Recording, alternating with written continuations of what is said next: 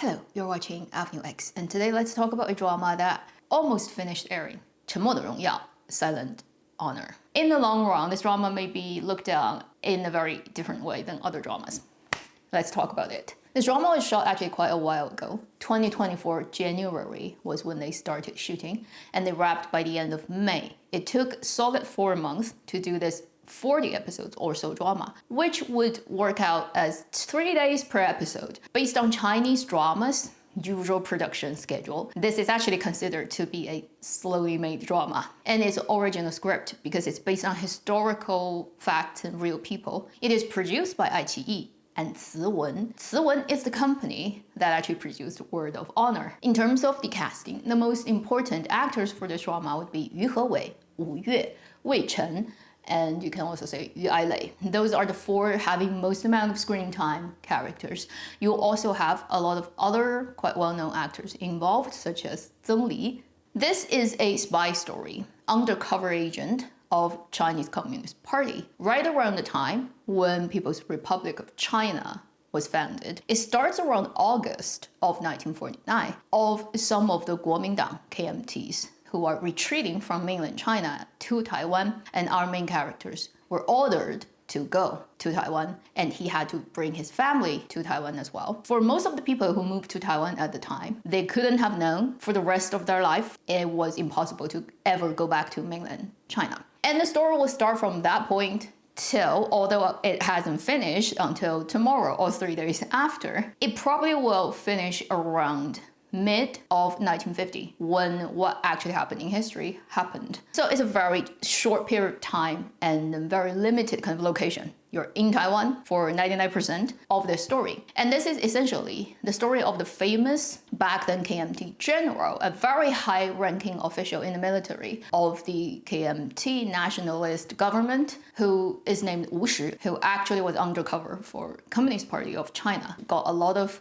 military intelligence sent back to mainland, but then he was betrayed by people in his group, because there are many layers of the structure of the undercover network, and once one person gets caught, if that person betrays, then names gets kind of like found out eventually. This network was pretty much blown by 1950 February, so it wasn't that long. Half a year after they got to Taiwan, this whole thing got found. And then 4 months after that, they were executed. There were 4 main Communist Party members who got found out and executed by June 1950. Biggest name would be the General Wu, and in this drama played by Yu Hewei. The other character would be played by Wu Yue, Wei Chen. Then the last one is a character you also see portrayed in this drama, but he has a relatively small amount of screen time. Another general within the KMT, in this case played by the actor Na Zhidong. And in mainland, they were recognized as heroes. Most of them didn't get recognized immediately after. Due to this undercover network and for all kinds of complicated reasons, it wasn't really publicized until 1970s. So I kind of already told you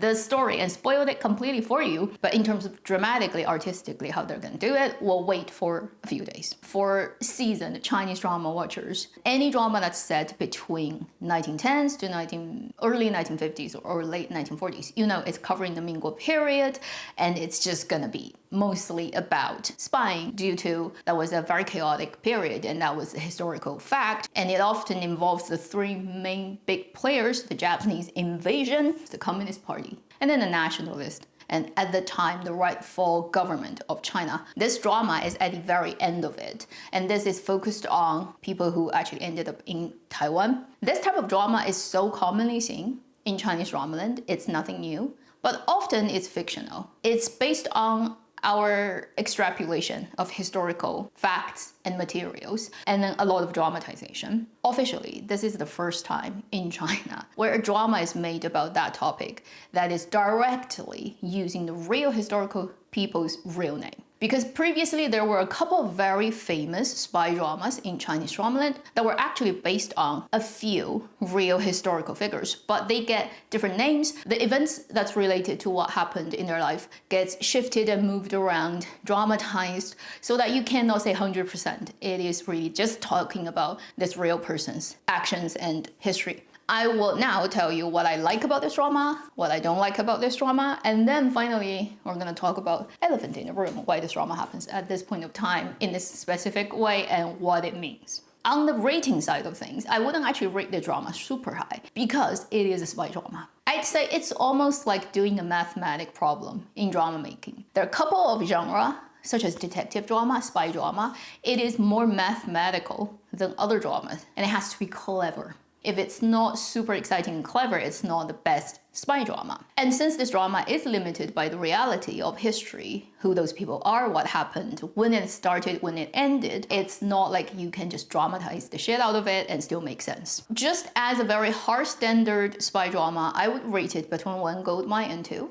Now I want to divide and conquer and talk about what is great and what is problematic. So on the good side, this drama is not a very quickly pacing, super page turning, highly over dramatized spy drama because like I said, it's restricted by historical facts and time and people. If you don't have those restrictions, you can let your imagination run wild, you can have a super agent in your story. This is not the case. So it is a very slow burn. Everything is always happening. So you wouldn't really necessarily get super boring episodes where nothing happens, but it's happening extremely incrementally. You probably need some patience to sit down and watch the story and follow the characters. And as I was watching the drama, at least I felt every day I was willing to click open and see what happens in the story. But it's definitely not the type of spy drama where after watching it, I'd be eager to talk to my friends about what do you think about it? Wow, this is so great. Or I would lose my sleep over it. Overall, still positive spy drama. It's just not the greatest thing out there. The second thing I would say, there are a couple of very good actors in this drama, although I wouldn't say they provide their career-defining performance in this drama. They basically all perform up to your expectation. That involves Yu Hewei, Wu Yue, and Yu Ailei. Simply put, 2 good guys, 1 bad guy in our story. And they are all very veteran, very, very good actors. In my opinion, I think Wu Yue did the best work,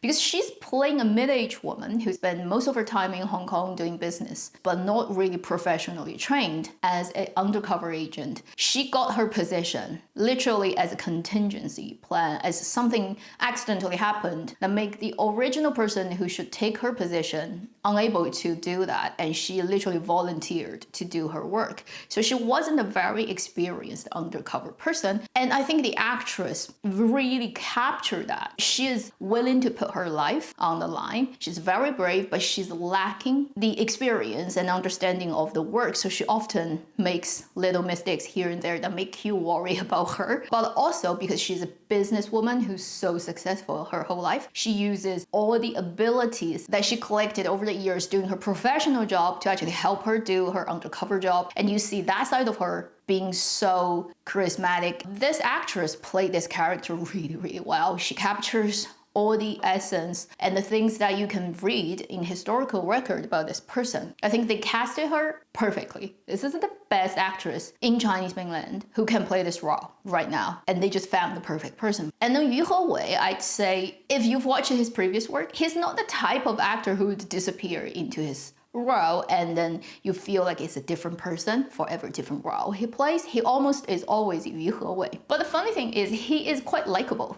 When he's always himself, you also have no problem of believing he's his character. Even though there's no huge differences, he's not so method and unrecognizable as he changes his skin, so to speak. But it's almost like impossible to not like him. As I was watching it, I was totally okay with him playing it. It may not stand out as the best role in terms of performance and acting that he's played in his career, but it probably is one of the most special one for him. As for Yu Ailei, very great actor. I think he's super underrated. At his age, with his face, he's never gonna be the center of the focus. He's not gonna have a huge fandom. He's the mid-age actor who can be squeezed into any production and make sure that when he's there, whatever you give him, it works. And recently he just was in Hunting on iQIYI, also the drug drama that I also have talked about. I think in that drama he plays an even more convincing character that you could totally believe he could be this mid-aged policeman who works in a Chinese police station. Whereas in this drama, because it's detached from current time, it's like over almost like 80 years ago, this character is almost intentionally designed to be a little bit more dramatic than real because he is the leader of the spy network. He is the clever, cunning fox, the bad guy. So there's like a level of dramatization that makes this person looks not 100% realistic. I think it's an intentional choice for the actor and also for the vibe of the drama. He still does a great job and I enjoy watching it. These three people are main best actors of this drama. Wei Chen also does an okay job, but I wouldn't say that's the main reason that the drama hooked me. So for these couple of really good actors and their performances, if you like them, you've liked their previous work, you'll find their performance in this drama also satisfying and maybe also the reason why you keep watching. Given you don't know any of the historical background at all and you have no emotional attachment to this type of story as a lot of mainland Chinese audiences would naturally have, then I don't think there are any more super obvious strengths that this drama has that others don't. Now let's talk about what's not great about it. Just looking at it as a dramatic storytelling in the 40 episodes or so form. Number one, it lacks a well-designed artistic personality style look that could be done by a drama production to make it stand out from other productions. It's not bad looking by any means, but it also doesn't give you any feeling of this drama is being done with a little bit more ambition in the hardware department. It's trying to just do the job, not making a mistake, instead of, let's say, try a little bit more. And if you want to compare it to other spy drama set in Mingguo, that has a little bit more flair in its look, in its design, in its kind of texture. I would say, for example, the Wang Yibo, Wang Yang, Li Qing one, was it last year or the year before? Just by looking at the frame, you're like, okay, they definitely designed the thing to look like this, and it's intentional, and there's that cinematic ambition behind it. Whereas this drama almost has none of that. This is probably also reflected in what you get to see in the frame. There's a heavy sense of built set of a lot of things. The streets, the houses people live in. Now, obviously, it's pretending to be Taiwan, but it's shot in mainland. But then it's also shot in the south of China, which is literally just one channel away from Taiwan. So climate-wise, you can still fake it 100%. But a lot of those streets are very much 影视城. It's like shot in those theme park-like place that you can go and visit as a tourist, like I did in 2023. And a couple of places in this drama that show up all the time, like people's residence, has this strong sense of not necessarily fully lived in. And when it comes to certain shots, for example, going to the military airport, it is so clearly green screened. And I think in the CG department and or the green screen department, it could have been done much better. I would put it on negative side, but mostly I think for the general audiences, it would just be neutral. For example, like my parents, they would never notice there's like a cinematic or a visual difference between dramas. And honestly, I think most drama watchers, for example, in China, they don't care about that at all. The second thing I don't like about this drama would be, on the positive end, I said there are some great actors. So there are also people who are definitely dragging the drama down for me. Zheng Li, mostly. Also the actress Long Ni. So Zheng Li is playing the wife of Yu Hewei's character. And then the other actress, Long Ni, who was best known for her character in Knockout as the sister of Zhang Songwen's character. She's a fictional character in this drama. She's not really a real historical figure involved in this. And this is to do with adaptation of the drama, adding a little bit more sort of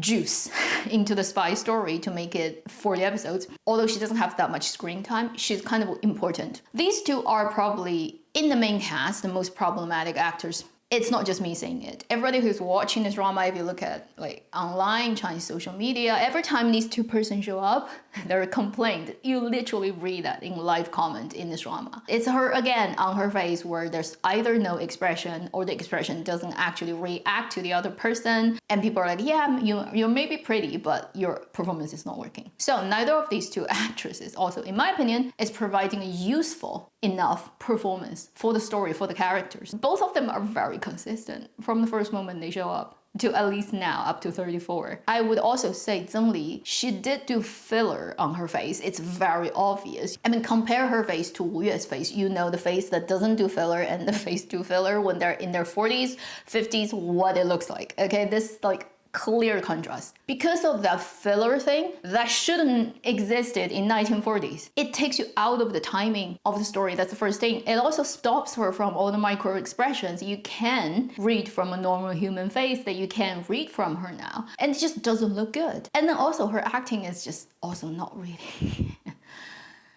I mean, she doesn't even, I think, act as well as the young actress who plays her daughter. Had they picked a different actress who can do better performances, my feeling of this drama can be so much better, because she's actually on screen for a lot of occasions because she's always there at home, and a lot of the story regarding Yu Hewei's plotline would link back to her or get her as a reaction person. Yeah, most of the time Zheng Li is inactive. She's like innate. She doesn't react to anything. As for Long Ni, the actress, she's in a lot of things and she's been criticized from day one when she showed up as being pretty, but then her performance doesn't work. But then she's not super bad like the traffic actors too, so that she doesn't get criticized as much. Also, she's not really a traffic actress, so she doesn't get that side of like the fandom things that further deteriorate her public image. But then everybody is like, why is she here? Is she Guan Xihu? Is she Nepo baby, right? Of some kind of like great whatever family and power of the entertainment business. So you just have to squeeze her in everything when she is like wallflower. I don't know. I have no idea. But the two performances that just gives me most pain because they're actually on screen for a lot of time are these two. And then one more is the very actually established and used to have a lot of great roles in his portfolio, but I don't know what happened to this drama, is the actor Yuan Tai. And he might be not that well known to global audiences, but if you know that drama, like was super influential of the sitcom era of Chinese period drama, sitcom drama.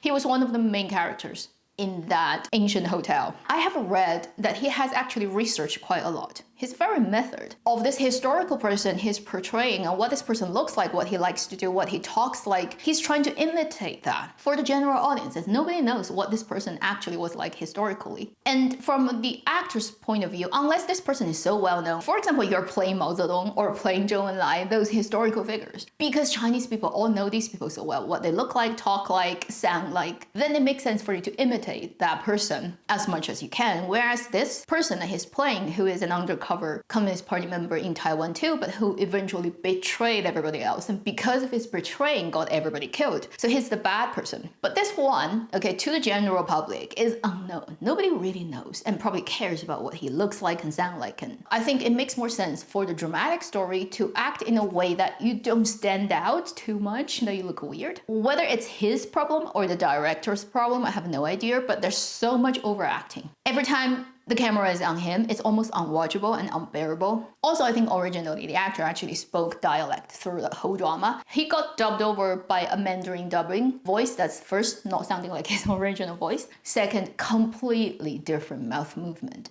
Not even one word in this drama where this actor is performing has the mouth and the sound like fitting together, and it's such a bad experience watching. I have no idea why this happened, but anyway, it ended up in this odd performance from this actually very good actor. I think one of the most shipwrecking role he's ever done, and it greatly affected my enjoyment of this drama. Thankfully, he's not like there every episode. Otherwise, I probably would have quitted this drama. Finally, to add on to the end of this video, this drama is rather unusual and special, I think, to mainland Chinese viewers. I'd say it's not the high entertainment value dramas, not like the period fantasy dramas, modern romantic, or even BL that probably having the biggest market internationally. And if you are from places that has nothing to do with this part of Chinese history and you've never read anything about it, and obviously you're not from China, so you don't have any of those growing up experiences with basically living as the descendants of that part of the history that has happened close to 80 years ago, it wouldn't mean that much to you. But for the mainland Chinese people particularly, it just has a lot of baggage. And when I was watching the drama, I was reading online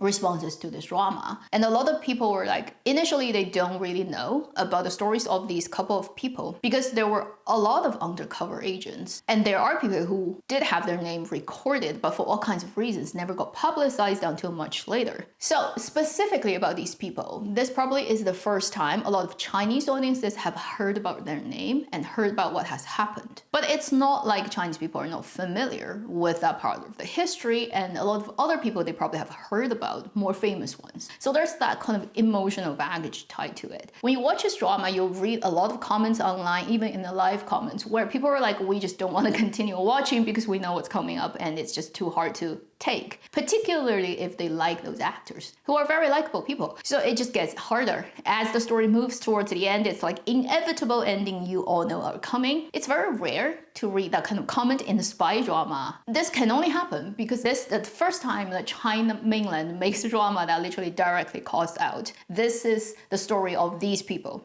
who were murdered and executed by you across the channel 76 years ago. And now we're making their name into a drama, officially shouting it out loud. So however you want to interpret that, I've seen people from Taiwan making videos talking about this is the first time mainland has made such a drama, being so direct. This type of thing doesn't just get done randomly. It's China. It's the country that has like 5,000 years of history, and then we've done everything that politics can do, like in human realm. Nothing really happens to Chinese people on the superficial level. And this is definitely intentionally done like that. The drama initially was called Deep Sea 1950. Then it was called Dark Night Deep Sea. It has like so many different names until before the drama airs, 3 days before, they said we'd turn the name into Silent Honor. For people who are very politically savvy and sensitive, I think this is yet another signal we've seen this year. Apart from like China's aircraft carriers that can do things, and then that very famous Taiwan influencer,